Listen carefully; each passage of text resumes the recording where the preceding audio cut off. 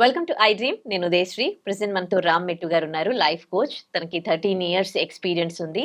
ఎడ్యుకేషన్కి సంబంధించి, కెరీర్కి సంబంధించి మంచి గైడెన్స్ ఇస్తూ ఉంటారు స్టూడెంట్స్కి. అలాగే రిలేషన్షిప్ ఎక్స్పర్ట్ కూడా. రిలేషన్షిప్లో ఏమైనా ప్రాబ్లమ్స్ వచ్చినా కానీ వారి కౌన్సిలింగ్ ద్వారా వాళ్ళకి మంచి గైడెన్స్ ఇవ్వడం జరుగుతుందన్నమాట. చాలా మంది పిల్లలు ఇప్పుడు ప్రెసెంట్ సినారియోలో కెరీర్కి సంబంధించి వాళ్ళు ఎలా చూస్ చేసుకుంటూ ఉన్నారు, ఏ ఫీల్డ్ బాగుంది, ఏది చూస్ చేసుకుంటే బాగుంటుంది అడిగి తెలుసుకుందాం. హలో అండి. హాయ్ అండి.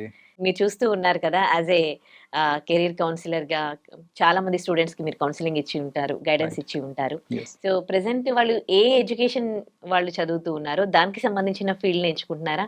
అసలు ఏ ఫీల్డ్ బాగుంది ఇప్పుడు చూస్ చేసుకోవడానికి? చాలా మంది ఈ క్వశ్చన్ లైక్ పేరెంట్స్ వచ్చి అడుగుతూ ఉంటారు. ఏంటంటే ఏ ఫీల్డ్ లోకి వెళ్తే బెటర్ గా ఉంటుంది, లైక్ దేనిలో ఫ్యూచర్ బాగుంటది, చెప్పండి ఆ కోర్స్ ని జాయిన్ చేపిస్తే మా పిల్లల్ని అని పేరెంట్స్ వచ్చి అడుగుతూ ఉంటారు. బట్ ఫ్రాంక్లీ స్పీకింగ్ ఇక్కడ ఏంటంటే ఈ పర్టికులర్ ఫీల్డ్ మంచిది, ఇది మంచిది కాదు అని ఏది లేదండి.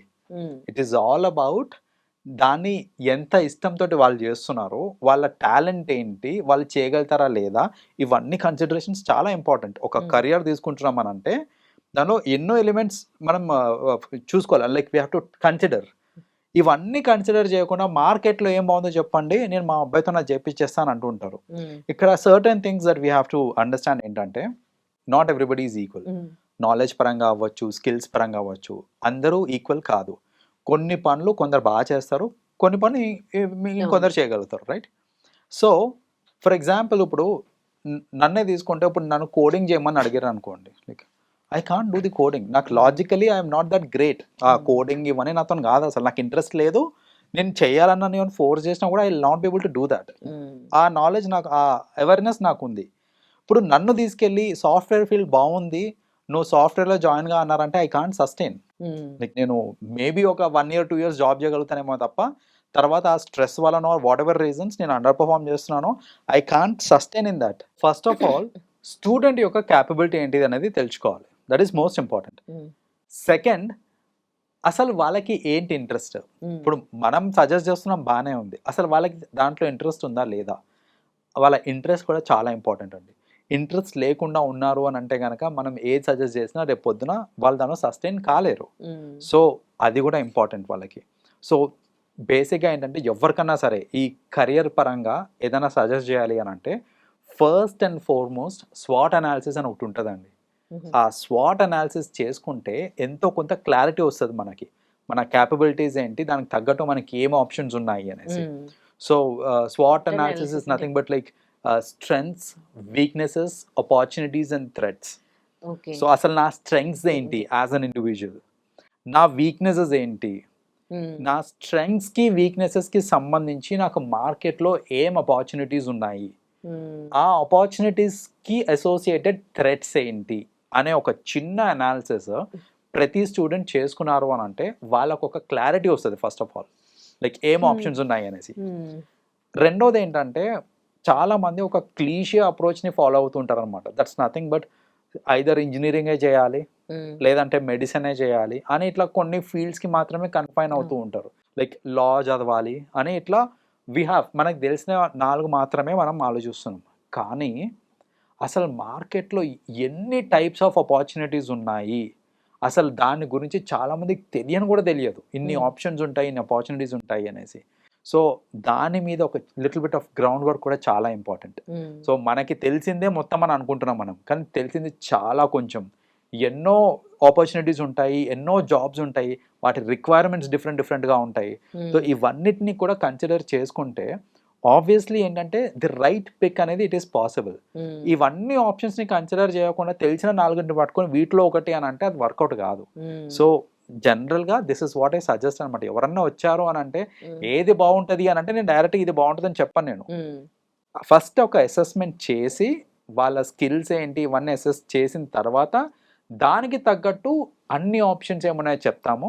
ఈ options they can choose. Ultimately వాళ్ళు చూస్ చేసుకోవాలి. నువ్వు ఇది చెయ్యని మనం చెప్పడం కాదు, వాళ్ళు చూస్ చేసుకోవాల్సింది that is most important point అనమాట ఇక్కడ. ఇంకోటి ఏంటంటే మార్కెట్ ఎట్లా ఉంటే అట్లా మనం కూడా దానికి సంబంధించింది చూస్ చేసుకోవాలని చెప్తూ ఉంటారు కదా. కానీ మార్కెట్ ఇవాళ ఉన్నట్టు రేపు ఉండదు, మారిపోతూ ఉంటది కదా. సో ఈ విషయంలో మీరు ఏం చెప్తారు? See learning is never ending అండి.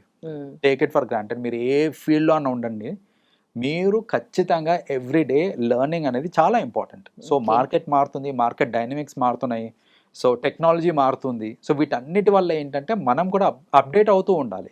మీరు ఏ ఫీల్డ్లో అన్నా ఉండనివ్వండి. చాలామంది ఏమనుకుంటారంటే ఓన్లీ సాఫ్ట్వేర్ వాళ్ళు మాత్రమే జాబ్ చేసుకుంటూ కన్సిస్టెంట్గా చదువుతూ ఉండాలి, అప్డేట్ చేసుకుంటూ ఉండాలి అని అనుకుంటారు. But it is just not that. మీరు ఏ ఫీల్డ్ అయినా తీసుకోండి, టెక్నాలజికల్ అడ్వాన్స్మెంట్స్ వస్తూ ఉంటాయి, మనకి టెక్నాలజీ మారుతుంది. ఇప్పుడు మెడిసిన్ తీసుకోండి, డాక్టర్స్ వాళ్ళకి ఆ ఎక్విప్మెంట్ ఎలా యూజ్ చేయాలో కూడా తెలియాలి, ఎక్విప్మెంట్స్ మారుతూ ఉంటాయి. సో అలా ఏంటంటే take any field, consistent learning is very important. So obviously నేను రిజిడ్గా ఉంటాను, నేను చదువుకుందే అంతే, ఇంకా దాని తర్వాత నేను మారను, or I'm not open for learning అని అంటే సమ్వేర్ మనకు ఆ బ్రేక్ వచ్చేస్తుంది అనమాట కెరియర్లో. ఓకే, ఇప్పుడు ఏఐ టెక్నాలజీని కూడా అన్నింటిలో వాడుతూ ఉన్నారు కదా. రైట్.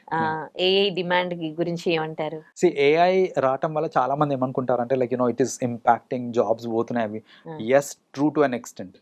కానీ మనం ఫ్లెక్సిబుల్ ఉన్నాం అనుకోండి, మన ఫీల్డ్లో మనం ఫ్లెక్సిబుల్ ఉన్నాము అని అంటే కనుక ఇది కాకపోతే ఇది అని ఆ ఓపెన్నెస్ ఉంచుకోవడం చాలా ఇంపార్టెంట్. ఫర్ ఎగ్జాంపుల్ ఇక్కడ సెల్ ఫోన్స్ రాకముందు, లైక్ ఇంత ఎక్స్టెన్సివ్గా రాకముందు మనకి ప్రతి కార్నర్లో ఎస్టీడీ బూతులు కనిపించినాయి, రైట్? ఇప్పుడు ఎస్టీడీ బూతులు ఉన్నాయి ఎక్కడ అంటే లేదు, రూపాయి కాయిన్ ఏం లేవు ఇప్పుడు మనకి.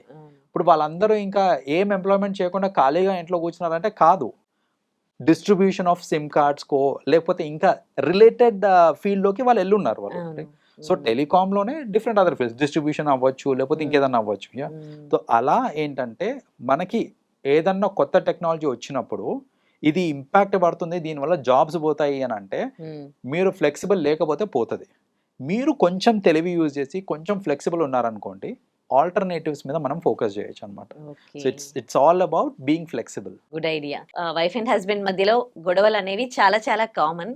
కానీ గొడవలలో వాళ్ళు ఏంటంటే ఇంకా పాస్ట్ ని డిగ్ చేస్తూ ఉండడం, ఒకరి మీద ఒకరు అంటే నేను ఇది చేశాను నువ్వు ఇది చేసావని ఇట్లా ఆ గొడవ పెద్దది అవుతూ ఉంటది. అసలు అలాంటి టైంలో ఏం మాట్లాడాలి, ఏం మాట్లాడకూడదు? There are couple of things అండి. ఇప్పుడు ఒక ఆర్గ్యుమెంట్ అయితే మనం ఖచ్చితంగా స్టాప్ చేయలేము, ఇద్దరి మధ్యన ఆర్గ్యుమెంట్ అనేది ఖచ్చితంగా అవుతూ ఉంటుంది. But the right way of dealing an argument is more important. So ఒక భార్యాభర్తల మధ్యలో ఎప్పుడన్నా మిస్అండర్స్టాండింగ్ వచ్చి ఒక ఆర్గ్యుమెంట్ జరుగుతుంది అని అంటే ఫస్ట్ అండ్ ఫార్మోస్ట్ ఏంటంటే ఫోకస్ ఆఫ్ ది ఆర్గ్యుమెంట్ని లూజ్ అవ్వద్దు. చాలా మంది చేసే మిస్టేక్ ఏంటంటే అసలు ఇష్యూ ఏంటిది పక్కన పెట్టేసి కోపంలో ఏంటంటే పాస్ట్ గురించి మాట్లాడడము, నువ్వు పాస్ట్ లో ఇది కూడా చేసావు, అది కూడా చేసావు, నీకు ఇది కూడా రాదు, అది కూడా రాదు అనుకుంటా రకరకాల ఇష్యూస్ మీదకి డైవర్ట్ అయిపోతూ ఉంటుంది. That is the major problem. So అలా ఇష్యూస్ని డైవర్ట్ రకరకాల ఇష్యూస్ మీదకి డైవర్ట్ అయిపోతూ ఉన్నారు అని అంటే మీ యాక్చువల్ పాయింట్ ఆఫ్ ఫోకస్ ఏదైతే ఉందో అది డైల్యూట్ అయిపోతుంది అండ్ ఆ ఆర్గ్యుమెంట్కి అసలు మీనింగే ఉండదు. సో మనం ఒక ఆర్గ్యుమెంట్ చేస్తున్నాము అని అంటే it is to come to a common conclusion, అది పర్పస్ మనకి. సో అలా కాకుండా నేను డైవర్ట్ అయిపోయి ఏదేదో మాట్లాడుతూ ఉన్నాను అని అంటే అది అబ్సల్యూట్లీ ఇమ్మెచ్యూర్ ఆర్గ్యుమెంట్ అనమాట అది. So first thing is stay focused. Second, అస్సలు బ్రాడ్కాస్ట్ చేయొద్దు. మనం ఆర్గ్యుమెంట్ ఏదైతే ఉందో ఇద్దరి మధ్యన argument should be between them. దాన్ని బ్రాడ్కాస్ట్ చేస్తారు చూడండి, అది రెండో మిస్టేక్. చాలా మంది గట్టి గట్టిగా అరుచుకుంటూ చుట్టుపక్కల వాళ్ళందరు చెవులు ఎప్పుడు మన ఇంటి మీదనే ఉంటాయి, రైట్? వీళ్ళు ఏం అరుచుకుంటున్నారు, ఏం మాట్లాడుకుంటున్నారు అనేసి. ఫ్రీగా మన పర్సనల్ లైఫ్ గురించి మనం బ్రాడ్కాస్ట్ చేస్తున్నాం వాళ్ళకి. We're giving content to lot of others around us. వాళ్ళు ఏంటంటే వాళ్ళకి అదొక సరదా, మన గురించి తెలుసుకోవడము, మన మిస్టేక్స్ తెలుసుకోవడము. వాళ్ళు ఇంకో 10 మందికి చెప్పుకుంటారు, వాళ్ళు అరుచుకుంటూ ఉన్నారు, నేను విన్నాను వాళ్ళ హస్బెండ్ ఇలా అంట, వాళ్ళ వైఫ్ ఇలా అంట అనుకుంటా. పర్సనల్ లైఫ్ని అంత పబ్లిక్ మనమే చేసుకుంటున్నాం కదా ఈ ఆర్గ్యుమెంట్స్లో. సో ఎప్పుడన్నా సరే ఆర్గ్యుమెంట్ అవుతుంది అని అంటే దాన్ని బ్రాడ్కాస్ట్ చేయొద్దు.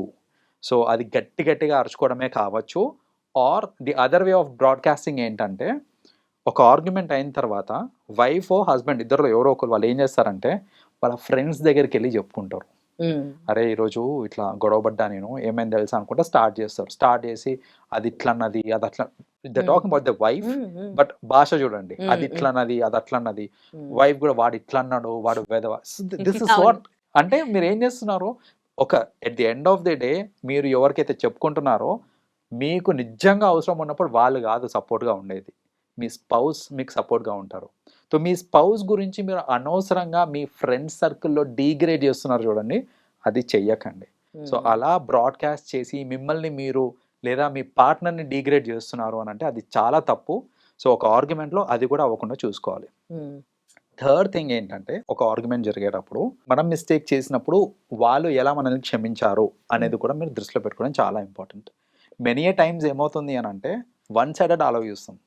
లైక్ నువ్వు లాస్ట్ టైం కూడా ఈ తప్పు చేసినావు, నువ్వు అంతకుముందు ఆ తప్పు చేసినావు, ఇదంతా ఆలోచిస్తున్నామే కానీ నేను కూడా తప్పు చేశాను, నేను తప్పు చేసినప్పుడు నన్ను ఎలా క్షమించారు అనేది కూడా మీరు ఆలోచించాలి.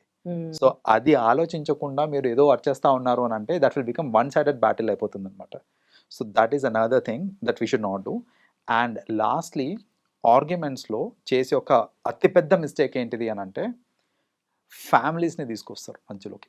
భార్యాభర్తలు ఇష్యూ మీ ఇద్దరికి ఉంది, ఇద్దరిలో ఒకరు తప్పు చేశారు, దాని గురించి మాట్లాడండి. నిన్ను మీ అమ్మ సరిగ్గా పెంచలేదు, మీ ఇంట్లో నిన్ను సరిగ్గా పెంచలేదు, ఇదేనా నువ్వు నేర్చుకుంది చిన్నప్పటి నుంచి, ఇలాంటి ఫ్యామిలీ నుంచి నువ్వు వచ్చింది అనుకుంటే ఫ్యామిలీలను మధ్యలో తీసుకొస్తారు చూడండి, అది చాలా తప్పు. అప్పుడు ఏమవుతుంది అని అంటే నిజంగా మీ స్పౌస్ ఏదో మిస్టేక్ చేసి ఉండొచ్చు, దానివల్ల ఆర్గ్యుమెంట్ జరుగుతుంది, కానీ ఇన్ ద ప్రాసెస్ మీరు ఫ్యామిలీస్ని తీసుకొని వచ్చారు అంటే మీరే అంతకంటే పెద్ద తప్పు చేస్తున్నారు ఇక్కడ. సో అప్పుడు ఏమవుతుంది అని అంటే ఆబ్వియస్లీ అది ఇంకా అగ్రివేట్ అవుతుంది, ఆ గొడవ అనేది అగ్రివేట్ అవుతుంది. వాళ్ళు ఇంకో 4 మాటలు అంటారు, నువ్వేమన్నా తక్కువ, మీ వాళ్ళు ఏమన్నా గొప్ప అనుకుంటున్నావు అనుకుంటా వాళ్ళు ఇంకో 4 మాటలు అంటారు. ఆబ్వియస్లీ మన ఫ్యామిలీస్ గురించి ఎవరైనా నెగిటివ్గా మాట్లాడుతున్నా అంటే మనకు నచ్చదు. అది గ్యాప్ అనేది ఇంక్రీజ్ అవుతుందే తప్ప there is no scope for bridging the gap. So అందుకనే ఒక argument specially wife and husband మధ్యలో జరిగే ఆర్గ్యుమెంట్స్లో ఫ్యామిలీస్ని అస్సలు ఇన్వాల్వ్ చేయొద్దు. మీ ఇద్దరికి ఏదైనా ఇష్యూ ఉందని అంటే సార్ట్ అవుట్ చేసుకోండి, మాట్లాడుకొని సార్ట్ అవుట్ చేసుకోండి, అంతేగాని it is not like families should be involved in it. And lastly raised టోన్లో ఏదైతే మాట్లాడతాం చూడండి, అది కూడా తప్పు. ఎందుకంటే రేజ్డ్ టోన్లో మాట్లాడినప్పుడు ఏమవుతుంది అని అంటే అవతలలోకి ఏమనిపిస్తుంది అంటే మనం వాళ్ళ మీద ఏమో అథారిటీ చూపిస్తున్నామేమో, కమాండ్ చేస్తున్నామేమో వాళ్ళ మీద అనే ఒక థాట్లో ఉండి వాళ్ళు కూడా ఏంటంటే ఈక్వల్ అవ్వడానికి ట్రై చేసి వాళ్ళు కూడా టోన్ రేజ్ చేస్తారు. సో ఇన్ ద ప్రాసెస్ ఏమవుతుందంటే టోన్స్ రేజ్ అవుతున్నాయి తప్ప అక్కడ ప్రాబ్లమ్కి సొల్యూషన్ వస్తలేదు. సో ప్రాబ్లమ్కి సొల్యూషన్ రావాలి అని అంటే ఒక కంపోజ్డ్ మేనర్లో మాట్లాడుకోవడం ఈజ్ వెరీ ఇంపార్టెంట్. లేదు చాలా మంది ఏమంటారంటే ఆ మూమెంట్లో నాకు కోపం కంట్రోల్ కాదు, వచ్చేస్తుంది నాకు అట్లా రేజ్డ్ టోన్ వచ్చేస్తుంది అని అంటే ఆ మూమెంట్ లోనే ఆర్గ్యుమెంట్ చేయాల్సిన అవసరం లేదు. సో ఒక మిస్టేక్ జరిగింది, మనం డిస్కస్ చేస్తున్నాం దాని గురించి అని అంటే నాకు నిజంగా కోపం ఒక పీక్ లో ఉంది అని అంటే టేక్ అ బ్రేక్, అప్పుడే మాట్లాడాల్సిన అవసరం లేదు, కోపం తగ్గాక మాట్లాడు. సో అలా కోపం తగ్గాక మాట్లాడినప్పుడు ఏమవుతుంది అంటే ఆర్గ్యుమెంట్ యొక్క ఫోకస్ అనేది ఇంటాక్ట్ ఉంటుంది. అండ్ నేను అన్నట్టు ఇట్లా రేజ్డ్ టోన్స్ ఉండడము, ఒకరినొకరు డిస్రెస్పెక్ట్ చేసుకోవడము, ఇవన్నీ జరగవు అనమాట. So this is how you're supposed to handle. కొంతమంది కపుల్లో స్మార్ట్ గా ఉంటారు, కొంతమంది వాంటెడ్లీ అది డైవర్ట్ కావాలని అండ్ వాళ్ళకి కోపం తెప్పించాలని, అంటే మెయిన్ ఫోకస్ దానిపైన ఉండొద్దు, టాపిక్ పైన ఉండొద్దు అని చేస్తూ ఉంటారు. సో అలాంటి వాళ్ళని ఎట్లా డీల్ చేయడం? డైవర్ట్ చేయడానికి అవతల వాళ్ళు ట్రై చేస్తున్నారు, డైవర్ట్ అవ్వాలా వద్దనేది మన చేతిలో ఉంది. So it's absolutely in our hands. పక్కనోడు ఏదో డైవర్ట్ చేయడానికి ట్రై చేస్తున్నాడు అని అంటే మీరు ఎక్కడో ట్రిగర్ పాయింట్, మీ వీక్నెస్ మీరు అక్కడ వాళ్ళ చేతిలో పెట్టారు కాబట్టి they are able to divert it. ఆ వీక్నెస్ మీరు వాళ్ళ చేతిలో పెట్టకండి, or you be focused on it. So ఇప్పుడు పక్కన వాళ్ళు ఏదో చేశారు, వాళ్ళకేంటో వాళ్ళకి తెలుసు, వాళ్ళు గట్టిగా అరుస్తే నువ్వు డైవర్ట్ అయిపోతావు, నువ్వు ఇంకా గట్టిగా అరిచేసి నువ్వు ఇంకా రచ్చ చేసేస్తావు అని వాళ్ళకి తెలుసు, తెలిసి వాళ్ళు గట్టిగా మాట్లాడతారు. So they are successful. Suppose వాళ్ళు గట్టిగా మాట్లాడినా కూడా నేను నా టోన్ రేజ్ చేయకుండా బ్రింగ్ యువర్ టోన్ డౌన్ అని చెప్పి నేను ఫోకస్డ్ ఉన్నాను అనుకోండి నేను నా టాపిక్ మీద, obviously they are not going, అంటే వాళ్ళు సక్సెస్ఫుల్ గా డైవర్ట్ చేయలేకపోతున్నారు ఇక్కడ. సో నేను డైవర్ట్ అవ్వాలా వద్దా అనేది ప్యూర్లీ నా చేతిలో ఉంది. అవతల ట్రిగర్ చేయడానికి ట్రై చేస్తారు, మీరు ట్రిగర్ కాకండి. సో అది కనుక ప్రాక్టీస్ చేశారనుకోండి, ఆబ్వియస్లీ ఆ డిస్కషన్స్ ఆర్గ్యుమెంట్స్ ఏవైతే ఉన్నాయో సెన్సిబుల్ గా ఉంటాయి అవి. మనం కూడా ట్రిగర్ అయిపోయి వాళ్ళు ఏంటంటే వాళ్ళ తప్పుని డైవర్ట్ చేయడానికి చేస్తుంటారు ఇట్లాంటివి. సో అలా కాకుండా డైవర్ట్ కాకుండా ఫోకస్డ్ ఉన్నాం అనుకోండి, obviously there is higher chance that argument is going to be a matured one. And most often మీరు ఆర్గ్యుమెంట్ విన్ అయ్యే ఛాన్సెస్ ఉంటాయి in that case. But at the end of the win అనేది not the right word, because చాలా మంది ఇది కూడా ఒక misconception ఏంటంటే ఆర్గ్యుమెంట్ లో ఎవరు విన్నింగ్ ఎవరు లూజింగ్ అని చూస్తూ ఉంటారు. But it's all about getting a common conclusion. So it's all about that is the purpose of an argument. కానీ కంక్లూజన్ రాదు అక్కడ, రానియకుండా చేస్తూ ఉంటారు కాబట్టి వీ షుడ్ బి ఫోకస్ అనమాట. అంటే డైవర్ట్ అయ్యామనంటే కంక్లూజన్ రాదు దానికి. సో అలా కాకుండా కంక్లూజన్ రావాలి అని అంటే మన కంపోజర్ మనం మెయింటైన్ చేసుకోవాలి. ఇంకోటి ఏంటంటే కొంతమంది పేరెంట్స్ పిల్లల మీద చూయిస్తూ ఉంటారు, వాళ్ళు గొడవ పడి ఆ కోపం అంతా అక్కడ పిల్లలు ఎఫెక్ట్ అవుతూ ఉంటారు, తర్వాత వీళ్ళు నార్మల్ అయిపోతారు, కానీ అక్కడ ఎఫెక్ట్ అయ్యేది పిల్లలు. చాలా నెగిటివ్ ఇంపాక్ట్ పడుతుందండి. ఇప్పుడు జనరల్ గా ఇట్లా అరుచుకున్నప్పుడు ఏమంటే ఒక్కోసారి బూతులు మాట్లాడిస్తూ ఉంటారు, ఆర్ బూతులు మాట్లాడకపోయినా అరిచినప్పుడు ఏమవుతుంది అని అంటే ఒకళ్ళ వాల్యూ కిడ్స్ ముందు వాళ్ళ పేరెంట్స్ వాల్యూ పోయినట్టే కదా అక్కడ. ఇప్పుడు ఒక్కొక్కసారి ఎట్లా అంటే చూస్తుంటాము హస్బెండ్ వైఫ్ ని పిల్లల ముందు తిట్టేస్తూ ఉంటారు, నీకేం చాత కాదు, నీకేం పని లేదు, అయినా నీకేంటి చెప్పేది నేను, ఇలాంటి మాటలు పిల్లల ముందు మాట్లాడినప్పుడు ఇన్ అ వే వాళ్ళు కూడా అదే మోడ్ లోకి వెళ్ళిపోతారు. అదే అమ్మకి ఏం చెప్పాల్సిన అవసరం లేదేమో, అమ్మకేంది చెప్పేది అనే ఒక థాట్ లో వెళ్ళిపోతుంటారు. The other way round. ఇప్పుడు మదర్స్ కూడా ఒక్కొక్కసారి ఏంటంటే పిల్లల ముందే ఫాదర్ని తిట్టేస్తూ ఉంటారు. తిట్టినప్పుడు ఏమవుతుంది అని అంటే వాళ్ళు చెప్పే మాట అసలు యాజ్ ఎ పర్సన్ వాళ్ళ వాల్యూ డ్రాప్ అయిపోతుంది. వాళ్ళ వాల్యూ డ్రాప్ అయిన తర్వాత వీళ్ళు ఎంత డిసిప్లిన్ లో పెట్టడానికి ట్రై చేసినా వీళ్ళ మాటలు పిల్లలు వినరు. ఎందుకు వినరు అని అంటే వాళ్ళకి ఆ రెస్పెక్ట్ అనేది లేదు కాబట్టి పిల్లల మీద. ఎందుకు లేదు అని అంటే బికాస్ వీళ్ళిద్దరు పడిన గొడవల వద్ద because of the words that they have used. So అందుకనే పిల్లల ముందు ఎప్పుడు ఆర్గ్యూ చేయొద్దండి. ఆర్గ్యూ చేసినా it should be a very composed argument ఉండాలి తప్ప పిల్లల ముందు అరుచుకొని ఒకరినొకరు డిగ్రేడ్ చేసుకున్నారు అని అంటే ఇద్దరు డిగ్రేడ్ అవుతారు పిల్లల ముందు, అండ్ వాళ్ళు చేయి దాటిపోతారు. ఒకవేళ పార్ట్నర్ లో ఏమన్నా అంటే ప్రాబ్లమ్స్ ఉన్నా అంటే ఎలా ఉన్నది అలా పిల్లలకి చెప్పొచ్చా, లేకపోతే ఏమీ చెప్పకుండా వాళ్ళ ముందు యాక్ట్ చేయడం బెటర్ అంటే ఎట్లా? సి అంటే బేసిక్లీ షార్ట్ ఫాల్స్ అందరికీ ఉంటాయండి, నెగటివ్స్ అందరికీ ఉంటాయి. దాన్ని పెద్దగా చేసి పోర్ట్రే చేసే కంటే కూడా it is always better to let them know what the fact is. Fact ఏంటో చెప్పండి, రైట్? అది కూడా కొన్ని చెప్పొచ్చు, కొన్ని చెప్పకూడదు, depends on the age of the kids. So fact వరకు చెప్పచ్చు, బట్ దాన్ని పెద్దగా చేసి నెగటివ్ గా పోర్ట్రే చేసేసి మీ నాన్న దేనికి పనికిరాడు లేకపోతే మీ అమ్మ దేనికి పనికిరాదు ఆ స్టేజ్కి తీసుకెళ్ళకూడదు అనమాట.